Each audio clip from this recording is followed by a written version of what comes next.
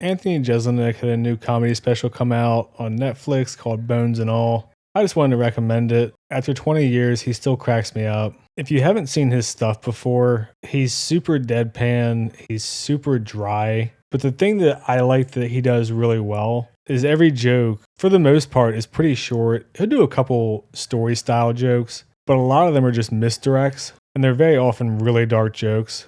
I like how deadpan he is. I think the misdirects are really clever, which is pretty impressive because a lot of his jokes, I would say, are anywhere from 20 to 60 seconds. So if he does an hour-long comedy special, this one's only like 45 minutes if you get rid of the credits and that sort of thing. But he's probably fitting in 50, 60 jokes because a lot of them are just a couple sentences. It's just set up punchline over and over and over. He is absolutely not for everyone. He makes a lot of joke about children. He jokes about pretty much fucking everybody. The one thing he does that I do appreciate is that he tends to stay away from politics. Or if you think he's going to get political, it's a misdirect, which is nice because obviously every comedian this day and age seems to feel like they have some kind of societal duty or obligation. If stand-up's not your thing, or you just don't know if you'd be interested in him because he's so deadpan and kind of this slow, methodical delivery, I would recommend checking out his roast. I think all three of them are up on YouTube. I'm sure you can find them. He was at the roast of Roseanne Barr, Donald Trump, and Charlie Sheen. I thought Charlie Sheen and Donald Trump, he was better than Roseanne Barr because that was a bit of a weird dais to make fun of. Obviously, it's Roseanne, so you're getting a bunch of older women. So it's a different style of joke that he kind of has to go with there. But the Donald Trump one and Charlie Sheen one, he's just fucking ruthless. The Charlie Sheen one, I think he has a little back and forth with Patrice O'Neal. It's also really funny.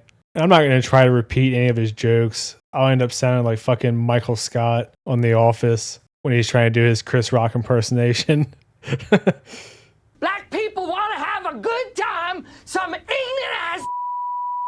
That's one of the early episodes. That's a really good one. But I'm not going to make everyone cringe because I'm not getting paid the money that Steve Carell was for The Office. I make people cringe for free. He does have one joke in here that really cracked me up. He's just finished one of his punchlines and he just goes, "I fucking hate cancel culture." And the crowd kind of claps and, you know, whatever.